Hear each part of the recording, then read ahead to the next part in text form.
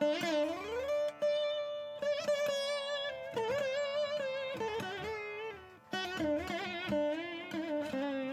শিলাও চূর্ণ হয়নি? না না, হাত কাঁপা একটু অস্বাভাবিক নয়। যখন বসুদেব তোমার জ্ঞাতি ভাই, কতদিন তো ওই হাতে শালগ্রাম শিলায় তিল তুলসী দিয়েছ, তবু তবু তবু হাত কাঁপা উচিত নয় যখন যখন আমি প্রভুর দাস, আর আর শালগ্রাম শিলা চূর্ণ করা আমার প্রভুর আদেশ। জানি তো, জানি। এই অচলা প্রভুভক্তি আছে বলেই তো আমি আমার স্বজাতির চেয়েও তোমাদের উপর বেশি ভরসা করি। ওরা তো আপনার পায়ের পাদুকা। আহ নরক, এ কথা কুলোকে বলে।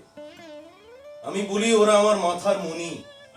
কিন্তু ওই একটু হাত কেঁপেছিল। নমস্কার, আমি অনুজয়।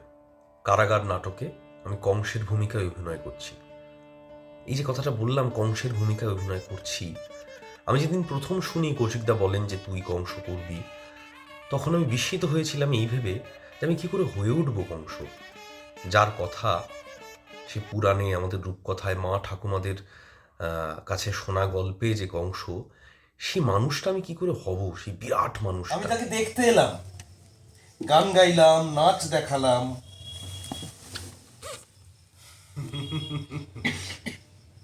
ভয় পেল। কি হলো? তোমরা চুপ করে আছো কেন? চিনতে চিনতে পারছো না? চুপ। আরে এতদিন পরে এলো, তা বলে বোন ভাইকে চিনবে না? দেবকে চুপ।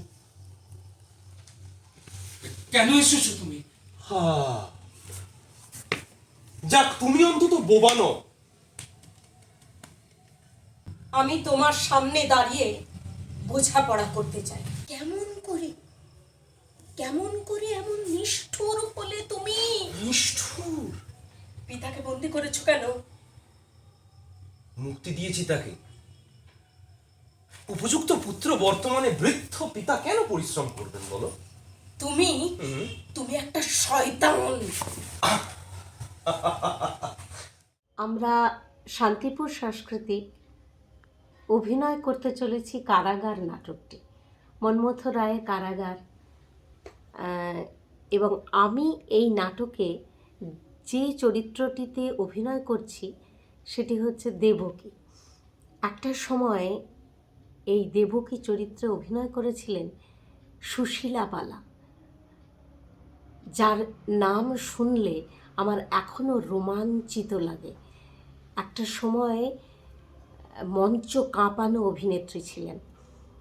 আর এই নাটকে আমি চেষ্টা করছি এই দেবকী তার ভাই কংসকে কিভাবে দেখে, কখনো কখনো সেই দানব কংস মানুষ হয়ে ওঠে দেবকীর স্নেহ ভরসে।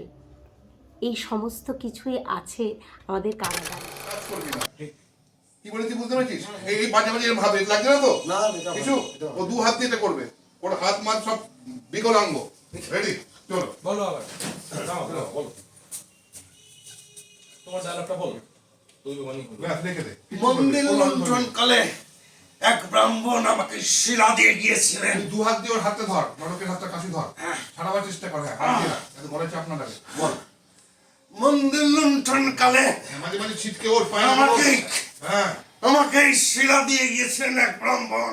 তারপর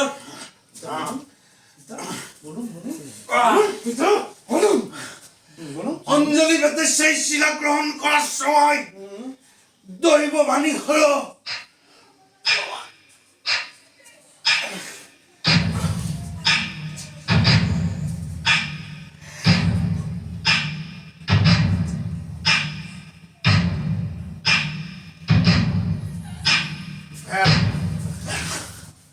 কারাগার নাটকটি বাংলা নাট্য সাহিত্যের একটি উজ্জ্বল নাটক। 1930 সালে মনমোহন থিয়েটারে দানিবাবুর নির্দেশনায় কারাগার মঞ্চস্থ হয়। মন্মথ রায় রচিত এই নাটক ইংরেজ সরকার সেই সময় নিষিদ্ধ করে দিয়েছিল এবং এই কারাগারে কংসের ভূমিকায় অভিনয় করেছিলেন নির্মলেন্দু লাহিড়ী, বসুদেব করেছিলেন স্বয়ং দানিবাবু, এছাড়া নিহারবালা, সরোজুবালা সবাই অভিনয় করেছিলেন। কাজী নজরুল ইসলাম ছিলেন এটার মিউজিকের দায়িত্বে। এইরকম একটা উজ্জ্বল ইতিহাস আছে কারাগারের। তার প্রায় 100 বছর পরে বঙ্গরঙ্গ মঞ্চের সার্ধশতবর্ষে শান্তিপুর সাংস্কৃতিক প্রযোজনা করছে কারাগার। কংসের ভূমিকায় অভিনয় করছে এই সময়ের কলকাতার মঞ্চের এবং চিত্রের অন্যতম অভিনেতা অনুজয় চট্টোপাধ্যায়, সঙ্গে আরও অনেকজন মিলে আমরা কারাগার তৈরি করছি। আগামী 20 তারিখ 20শে জানুয়ারি সন্ধ্যে 6:30টায় লাইব্রেরি মঞ্চে রাজার নতুন ঘোষণা, রাজ্যের যত পুজো সব রাজার প্রাপ্য, দেবতার নয়। রাজ্যে রাজার পুজো ভিন্ন, দেবতার পুজো নিষেধ। তোমরা তো মেনে নিয়েছো। এ মন্দিরের নারায়ণ পূজায় তোমরা তো বহুদিন যোগদান করো না। হ্যাঁ করি না, প্রাণ ভয়ে করি না, কিন্তু গোপনে গোপনে করি, ঘরের মধ্যে। কিন্তু সে কথাও জেনেছে কংস, তাই তো তোমাদেরই কারো মুখে। তোমরাই আজ কংসের সৈন্য, তার গুপ্তচর, অনুচর, সহায় সম্পদ। আমাদের ঘরে ঘরে কংসের সশস্ত্র সৈন্য প্রহরী এলো, তারাও যাদব। আর যাদব হয়েও তারা আরাধ্য দেবতা নারায়ণ বিগ্রহ ধ্বংস করলো। হ্যাঁ, যে বাধা দিতে গেল সে প্রাণ হারালো, যে বাধা দিল না সে বেঁচে গেল। আরো অপমান, আরো অত্যাচার সহ্য করবার জন্য। নমস্কার, আমি উজান। শান্তিপুর সাংস্কৃতিকের নতুন প্রযোজনা অনেকেই জানেন, কারাগার। সেটা 20 তারিখ, জানুয়ারির 20 তারিখ শান্তিপুর পাবলিক লাইব্রেরি মঞ্চে সন্ধ্যে 6:30টায় অভিনীত হবে।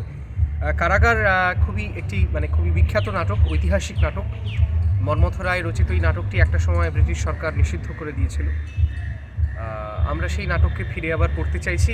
আমাদের নির্দেশক কৌশিক চট্টোপাধ্যায় একটা কথা বারবার বলছিলেন কয়েকদিন ধরে, তিনি খুবই ক্লাসিক করতে চাইছেন এবং করছেনও। একের পর এক তার কাজগুলো যারা খেয়াল করবেন দেখছেন যে পরপর প্রমিথিউস বাউন্ড, রক্তকরবী, কারাগার, সমস্তই ক্লাসিকের দিকে তিনি চলে যাচ্ছেন এবং তার একটা খুব সুস্পষ্ট চিন্তাধারা আছে তার কাছে। কারাগারে আমি মিউজিক করেছি, অনেক দিন পর নতুন করে একেবারে পুরো স্কোর করলাম, মিউজিক নিজেরা বানালাম। আমাকে সাহায্য করেছে দেবায়ন ব্যানার্জি, দেবায়নের কাছে আমার অশেষ কৃতজ্ঞতা। এবং এই মিউজিকটা করতে গিয়ে আমার খুবই ভালো লাগার একটা জায়গা হলো, যে ক্লাসিকের কথা, যে ক্লাসিকে ফিরে যাওয়ার কথা বারবার নির্দেশক বলছিলেন, সেটাকেই একটা নতুন সময়ের আলোতে পড়ে নেওয়ার একটা চেষ্টা তো থাকেই, বা সেই চেষ্টাই আমরা করি, যে কোনো শিল্পের ক্ষেত্রেই সেইটা হয়। তো এক্ষেত্রেও সেটা হয়েছে।